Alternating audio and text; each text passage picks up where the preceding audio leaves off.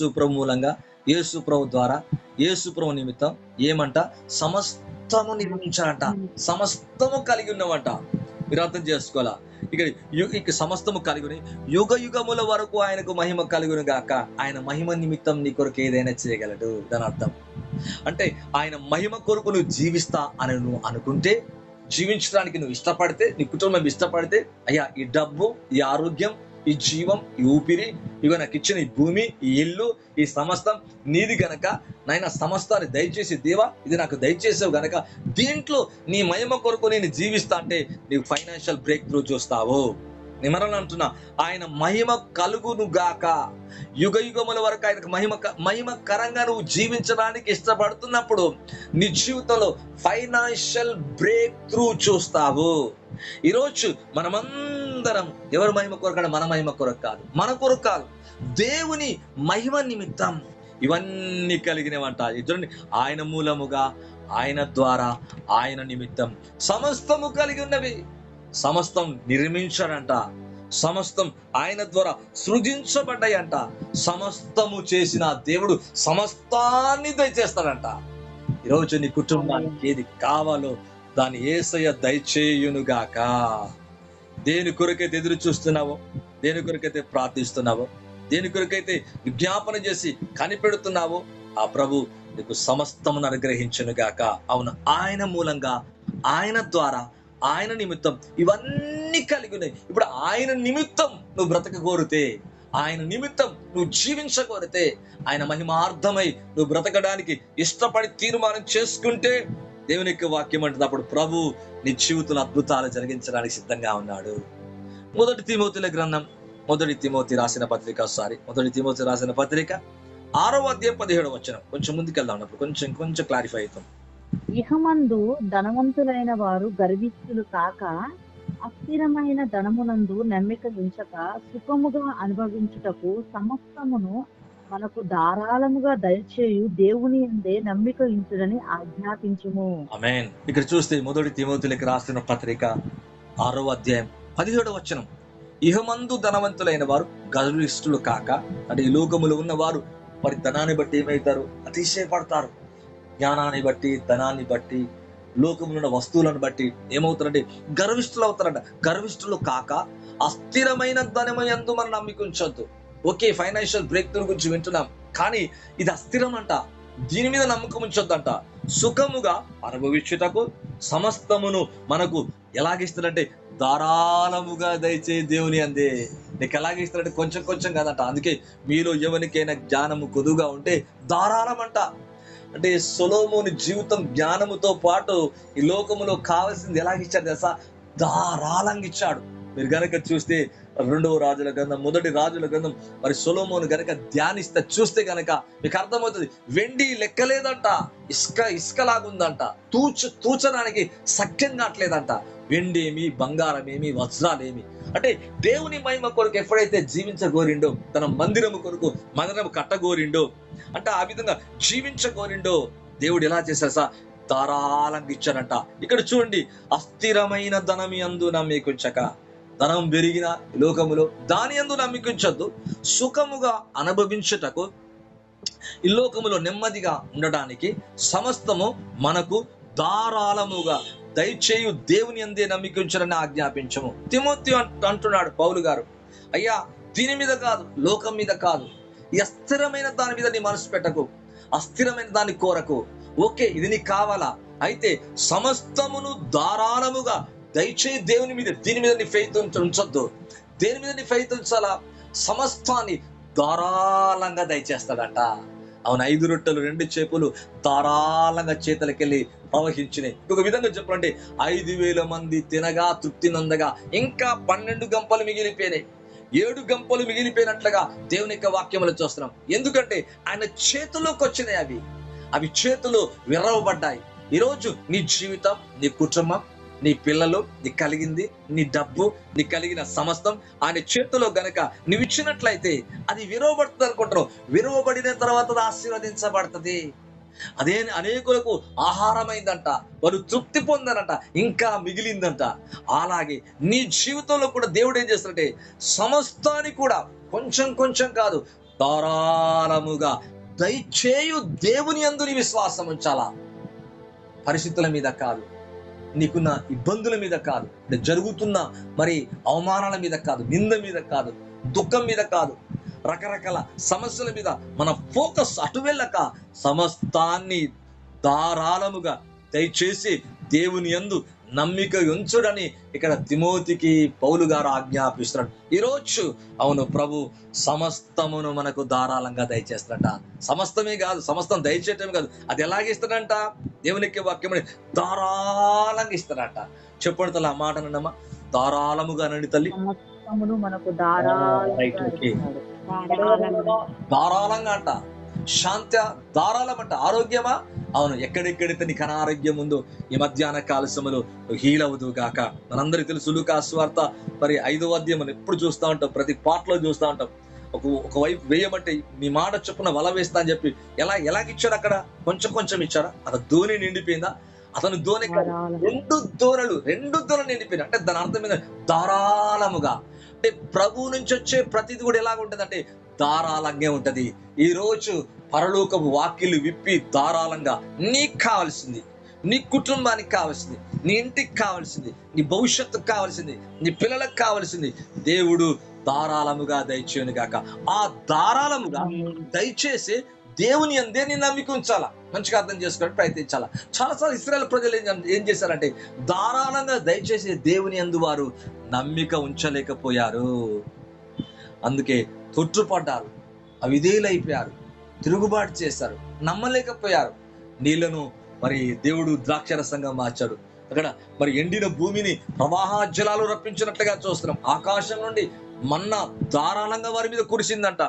ఈరోజు ధారాళముగా దయచేయు దేవుని యందు నీ నమ్మిక నా నమ్మిక ఉంచాలా. నమ్మిక ఉంచాలా, తప్పిపోదు, నమ్మిక తప్పిపోవద్దు. ఒకవేళ పరిస్థితులు ఉండొచ్చు, కొన్ని కష్టాలు ఉండొచ్చు, కొన్ని ఇబ్బందులు ఉండొచ్చు, కొన్ని అప్పు సమస్యలు ఉండొచ్చు, కొన్ని ఆర్థిక సమస్యలు ఉండొచ్చు, అనారోగ్య సమస్యలు ఉండొచ్చు. అయితే అయ్యా ప్రభా, నీ మీదే నా నమ్మిక, నేను నమ్ముతున్నా ప్రభా, నేను నమ్ముతున్నా. ఎప్పుడైతే అలా నమ్ముతూ ముందుకు మనం సాగుతా ఉంటామో అవును, ప్రభు చేతిలోంచి సమస్తం మనకు అనుగ్రహించబడుతుంది. చూద్దామా దేవుని యొక్క వాక్యములో నుంచి యోబు గ్రంథం 12వ అధ్యాయం 10వ వచనం. కొంచెం ముందుకెళ్దామండి.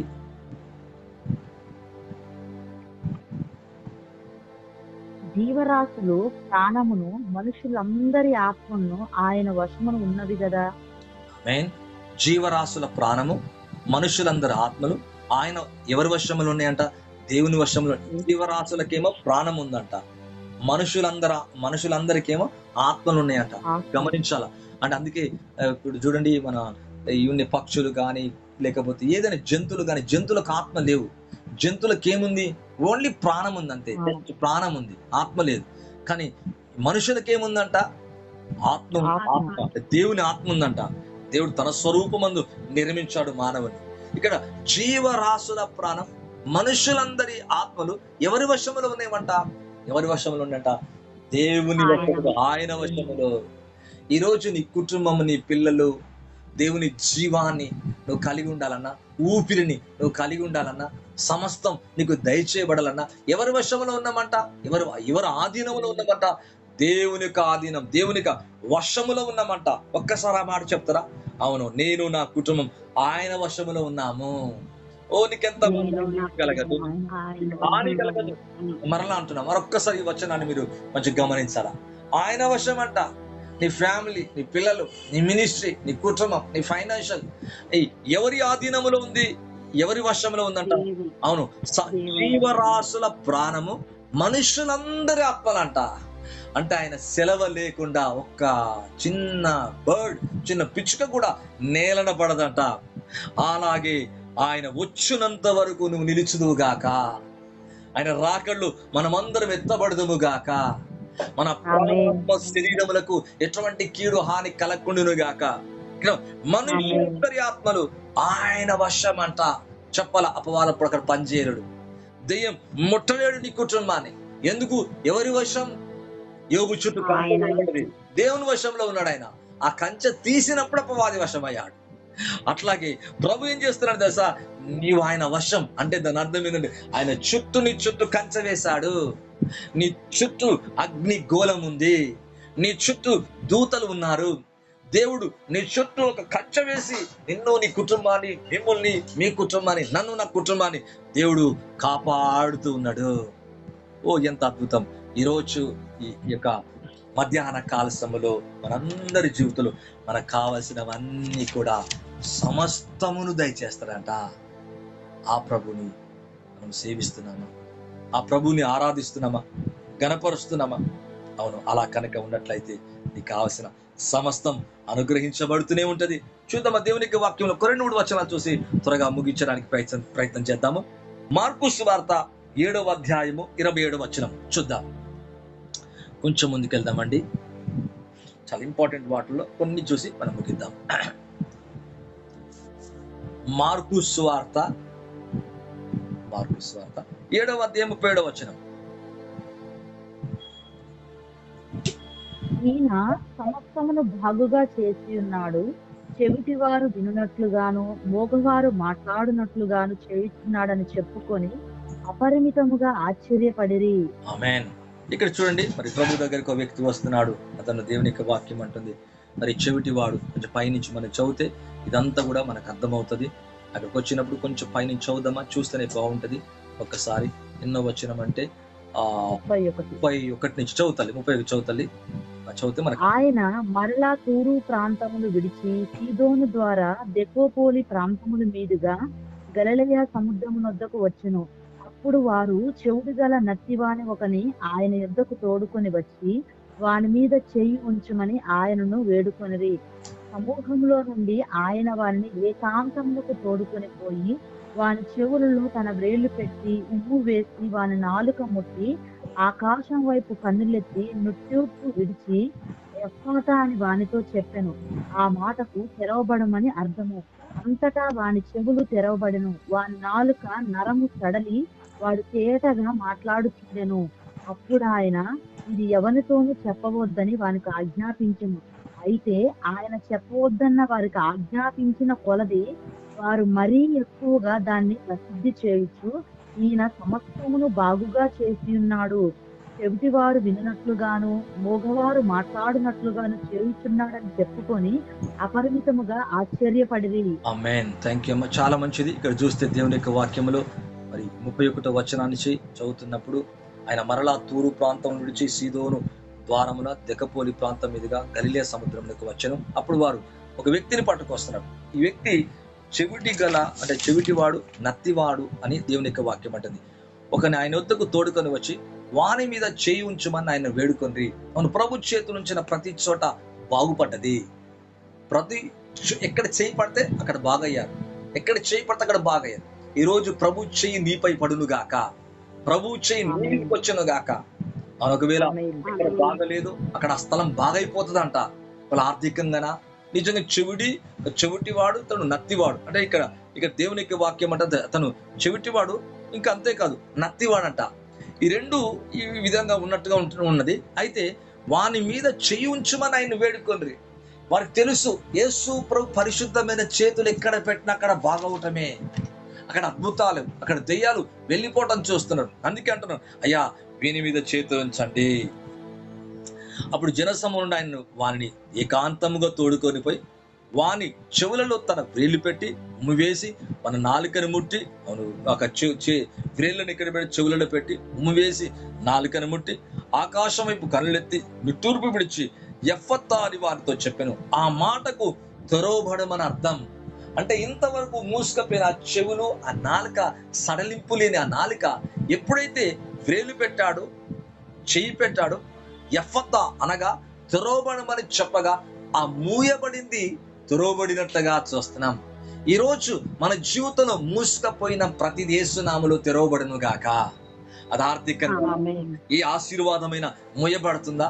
ఇది రావాల్సింది నీకు మూసివేస్తుందా? అపవాది, చీకటి, దెయ్యములు, వ్యతిరేక శక్తులు, అవి ఏమైనా కానీ ఇక్కడ ప్రభు యొక్క చేతిలో ఆయన వేలు పెట్టి చేతులు చాపి ఆ నాలుకను ముట్టి ఇప్పుడు అంటాడు ఆకాశం వైపు కన్నులెత్తి నిట్టూర్పు విడిచి ఎఫ్ఫతా అని చెప్పగా ఆ మాటకు తెరవబడమని అర్థం. ఎఫ్ఫతా అంటే తెరవబడమని. ఈరోజు ఎఫ్ఫతా అనగా తెరవబడమని. ఈరోజు ఏవైతే మూసుకపోయినాయో అవన్నీ యేసయ్య నామములో మీ జీవితములో తెరవబడును గాక. అంతటా వాని చెవులు తెరవబడ్డాయి అంట. అలా పలికిన వెంటనే మన చెవులు ఏమైపోయినాయి? మూయబడి, అంటే వినలేనటువంటి ఆ చెవులు తెరవబడ్డాయి అంట. వింటున్నాడు ఇప్పుడు. నరము, నాలుక సడలింపు లేదు, సరిగా మాట్లాడలేకపోతున్నాడు. వెంటనే నరం ఏమైపోయిందంట? సడలి వాడు తేటగా మాట్లాడుచున్నాడంట. ఈరోజు మీ జీవితంలో అటువంటి కార్యము జరుగును గాక.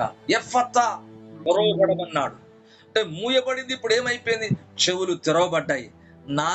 నాలుక యొక్క నరము సడలి తేటగా మాట్లాడుచున్నాడంట. What a wonderful God. ఈరోజు అటువంటి కార్యం జరుగుగాక. ఇప్పుడు వీళ్ళు ఏమంటున్నారు? అప్పుడు ఆయన ఇది ఎవరితో చెప్పవద్దని ఆజ్ఞాపించదు, అయితే ఆయన చెప్పవద్దని ఆజ్ఞాపించిన కొలది మరి ఎక్కువగా దాన్ని ప్రసిద్ధి చేయొచ్చు. ఈయన సమస్తమును బాగు చేయుచున్నాడు. నీ ఆత్మను, నీ శరీరాన్ని, నీ కుటుంబాన్ని, నీ పిల్లలను, నీ చెవుల, నీ నాలుక, నీ కన్నుల, నీ తలంపుల, నీ ఆలోచనల, ఏదైనా కానీ ఆత్మీయకంగా శారీరకంగా సమస్తమును బాగు చేయుచున్నాడంట.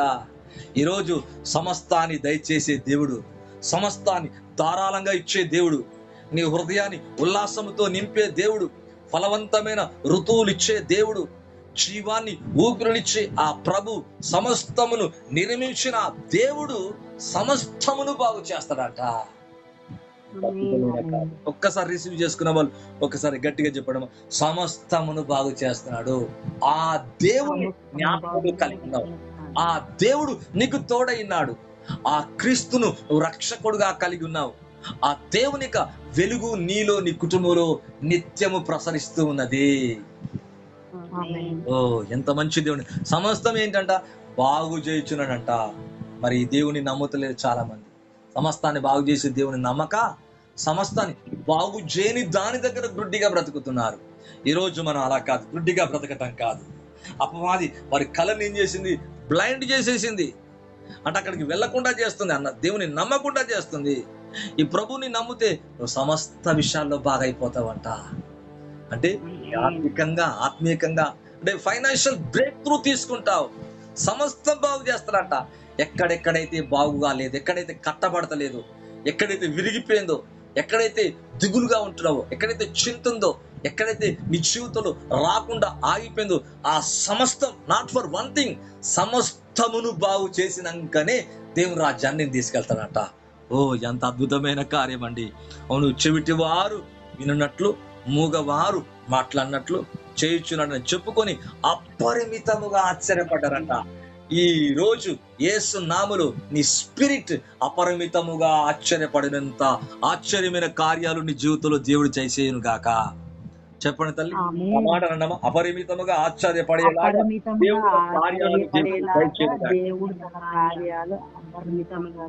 మరొక్కసారి చెప్తారు ఈ మాట, చాలా అద్భుతమైన మాట. అపరిమితంగా. ప్రజలందరూ ఏమని చెప్పుకుంటారంటే అపరిమితముగా అంటే అంటే ఇక చెప్పలేనంతగా, నువ్వు అసలు అన్స్పీకబుల్ అన్నట్టు, నువ్వు మాట్లాడలేనంతగా, అపరిమితముగా, పరిమిత కాదు అపరిమితముగా ఆశ్చర్యపడేలాగా.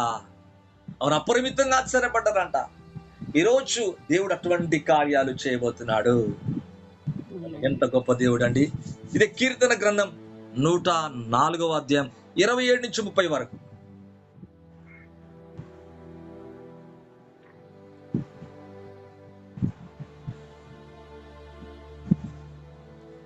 తగిన కాలమున నీవు వాటికి ఆహారమిచ్చిదవని ఇవన్నీ నీ దయ కొరకు కనిపెట్టుచున్నవి.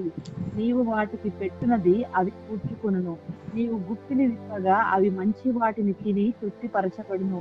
నీవు ముఖము మరుగు చేసుకొనక అవి కలతపడుచు. నీవు వాటి ఊపిరి తీసివేయినప్పుడు అవి ప్రాణమును విడిచి మంటిపాలగును. నీవు నీ ఊపిరి విడువగా అవి సృజింపబడును. అట్లు నీవు భూతములను నూతన పరుచుచున్నావు. యెహోవా మహిమ. థ్యాంక్ యూ తల్లి. ఓకే తల్లి. యెహోవా మహిమ నిత్యముండును గాక. యెహోవా తన క్రియలు చూచి ఆనందించును గాక. ఇక్కడ 104వ అధ్యాయం 27వ వచనం నుంచి మరొకసారి నేను చదువుతున్నా. తగిన కాలమున నీవు వాటికి ఏమి ఇస్తున్నావు? తగిన కాలంలో ఇస్తున్నంట. రైట్ టైంలో ఏలియాకి ఇచ్చాడు. రైట్ టైం, ఉదయము సాయంత్రం. ఆకలి అవుతుంది, ఉదయం మంచి రొట్టె మాంసం అంట. తగిన కాలములో ఇశ్రాయేలు ప్రజలకి మన్నా కురుస్తుంది ఉదయం సాయంత్రం. తగిన కాలం, నీకు తగిన కాలములో మంచి కార్యాలు జరిగించను గాక. నీ కొరకు, నీ పిల్లల కొరకు నీ వాటికి ఆహారం ఇచ్చేదవు. ఆహారం ఇస్తున్నాడు, వర్షాన్ని ఇస్తున్నాడు, ఊపిరిని ఇస్తున్నాడు, జీవాన్ని ఇస్తున్నాడు, ఫలవంతమైన ఋతువులు ఇస్తున్నాడు. హృదయాన్ని ఉల్లాసముతో చేస్తూ మేలు చేయుట చేత, అతను మేలు చేస్తున్నట, మేలు చేయుట చేత అందరికీ అగపడుతున్నట, మేలు చేస్తున్నట్ట. మంచి వారికి, చెడ్డవారికి, ఉపకారికి, అపకారికి, నమ్మిన వారికి, నమ్మని వారికి. ఇక్కడ తగిన కాలంలో నీవు వాటికి ఆహారం ఇచ్చేదవని. ఇవన్నీ నీ దయ కొరకు కనిపెడుచున్నవి. ఎస్, సమస్తము దయచేసి దేవుని దయ కొరకే మనం కనిపెట్టాలా. నీ వాటికి పెట్టున్నదవి కూర్చుకున్నంట ఆహారాన్ని కూర్చుకుంటున్నాయి. నువ్వు గుప్పిలి విప్పగా అవి మంచి వాటిని తృప్తిపరచున్నాయి. ఈరోజు ప్రభు సమస్తాన్ని దయచేసి దేవుడు నీకు మంచిదిచ్చి తృప్తిపరచును గాక. తన గుప్పిలి విప్పి మంచి వాటినిచ్చి, మంచి వాటిని తిని తృప్తి పడుతున్నాయంట. మంచి వాటిని మరి దేవుని బిడలకి ఇంకెలా ఇస్తాడు? ఆయన బిడలమైతే ఎలాగా? ఈ లోకములో ఉన్న వీటికే, అంటే ఈ భూమి మీద ఉన్న వాటికే దేవుడు మంచి వాటినిచ్చి వాటిని తృప్తిపరిస్తే నీకు మంచి వాటినిచ్చి నేను తృప్తిపరచడా? నువ్వు ముఖమును మరుగు చేసుకునగా అవి కలత పడును. నువ్వు వాటి ఊపిరి తీసివేయినప్పుడు అవి ప్రాణం విడిచి మంటి పాలగును. అంటే ఊపిరి ఎవరి చేతిలో ఉంది? దేవుని చేతిలో ఉంది. నువ్వు ఊపిరిని విడవగా అవి సృజించమను. అట్లు నువ్వు భూ తలమును నూతన పరచుచున్నావు. తన ఊపిరి చేత, తన ఆత్మ చేత, తన అభిషేకము చేత, తన బ్రెత్ అంటే బ్రీత్తో, అంటే ఊపిరితో ఏం చేస్తుంటే నూతన పరుస్తానంట. ఈరోజు సమస్త విషయములు నీ ఆత్మ శరీరములు నూతన పరచబడును గాక. భూతలను ఎలా నూతన పరుస్తున్నాడు? ఆయన ఊపిరి విడవగా. ఆయన ఊపిరి విడిచినప్పుడు ఏమైతుంది? భూతలం అంతా, చెప్పాలి తల్లి, భూతలం అంతా ఏమైపోతుంది? నూతన పరచబడుతుంది. ఒక్కసారి చెప్పండి అమ్మా, భూతలం అంతా నూతన పరచబడుతుంది అని చెప్పండి. భూమిని ఎలా చేస్తాడంట? ఎట్లా నూతన పరుస్తాడంట? ఎలా నూతన పరుస్తాడంట? తన ఊపిరిని నూతన పరచబడుతుంది. అంటే దేవుని ఆత్మ నీ మీద కూడా ఊపిరి. అందుకే యేసు ప్రభు ఏం చేస్తాడు? ఊదాడంట. మీరు మత్తయి సువార్త, మార్కు సువార్త, యోహాను సువార్త చదవండి. వాళ్ళ మీద ఊదేను అని ఉంటుంది, ఊపిరి ఊడిచేను ఉంటుంది, ఊదేను ఉంటుంది. ఊదినప్పుడు ఏంటి? వాళ్ళని నూతన పరుస్తున్నాడు. ఈరోజు ఆ స్పిరిట్ నీ మీదకి వచ్చింది గాక. అప్పుడు నువ్వు సమస్తం బాగైపోతావు. నువ్వు నూతన పరచబడతావు, నూతన బలాన్ని పొందుతావు. ఈ భూతలం ఎట్లా నూతన పరచబడతావు? నువ్వు నూతన పరచబడతావు. అవును, సమస్తమును దయచేసి దేవుడు నీ జీవితాన్ని కూడా ఏం చేస్తున్నాడు? నూతన పరిచి నీకు కావలసినవన్నీ కూడా సమస్తాన్ని దయచేస్తున్నాడు.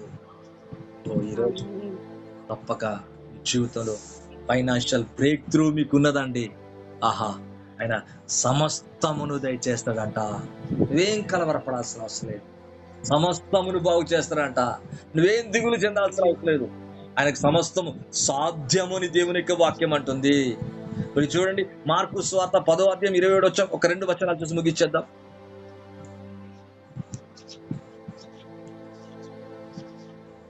మార్కు సువార్త 10:27.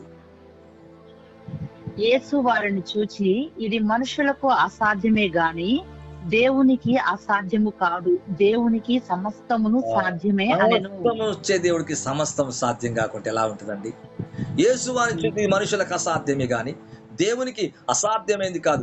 దేవునికి సమస్తం, ఎవ్రీథింగ్ ఈజ్ పాసిబుల్, అంత సాధ్యమే అంట. ఈరోజు ఆ ప్రభుని మనం కలిగిన, నీకు అసాధ్యం కావచ్చు, ప్రభా సమస్తం దయచేస్తావు, నీకు సమస్తం సాధ్యం. ఈ సమస్తాన్ని నిర్మించి నూతన పరచుచున్న నీ వైపే నా విశ్వాసం ఉందని నువ్వు ఎప్పుడైతే చెప్పుకుంటావో నీ జీవితంలో అన్ని నీకులు సాధ్యమైపోతాయి. ఇక్కడ అంటున్నాడు, ఇది మనుషులకు అసాధ్యము కావచ్చేమో కానీ దేవునికి సమస్తము సాధ్యమే. సమస్తము సాధ్యమే. అవును, సమస్తము సాధ్యమంట. అసాధ్యమైంది యేసుకి ఏదీ లేదు. ఒక వ్యక్తి తరచుగా నీళ్ళలో పడిపోతుంది, అగ్నిలో పడిపోతున్నాడు. ఆ తండ్రి అంటున్నాడు, అయ్యా ఇది అసాధ్యమయ్యా, నమ్ముట నీ వల్లైతే నమ్మువానికి సమస్తము సాధ్యమే. వెంటనే ఆ మూగ చెవిటి దెయ్యమును వెళ్ళగొట్టగా వాడు బాగైపోయాడంట. అలాగే ఈరోజు సమస్తము సాధ్యం. అవును, సమస్తం కూడా సాధ్యమైన దేవుడు నీకు సమస్తాన్ని ఇస్తాడు. దయచేయు దేవుడు అంట తన ప్రియ కుమారుని నీకు ఇచ్చిన దేవుడు నీకు ఏదైనా ఇవ్వగలడు. మధ్యాహ్న కాల సమయంలో ఈ ఫైనాన్షియల్ బ్రేక్ త్రూలు నిశ్చయంగా మనమందరము ఫైనాన్షియల్ గా బ్రేక్ త్రూ చూస్తాము. ఎప్పుడు ఆయన వైపు త్రిప్పబడ్డప్పుడు, ఆయన వైపు చూచినప్పుడు, విశ్వసించినప్పుడు లోకములున్న దాని మీద మన విశ్వాసం కాక, ఈ అస్థిరమైన ఈ యొక్క ధనం మీద మన విశ్వాసం కాక, దేవుడు అనుగ్రహించు ఆ సమస్తము దయచేయు దేవుని మీద మన విశ్వాసం ఉంచినప్పుడు మనకు అన్ని కూడా అనుగ్రహించబడతాయి. అటువంటి కృప, అటువంటి ఆశీర్వాదం మీకు, మీ కుటుంబాలకు దేవుడు సమృద్ధిగా అనుగ్రహించి దీవించి ఆశీర్వదించును గాక. God bless you all. Praise the Lord. తల్లి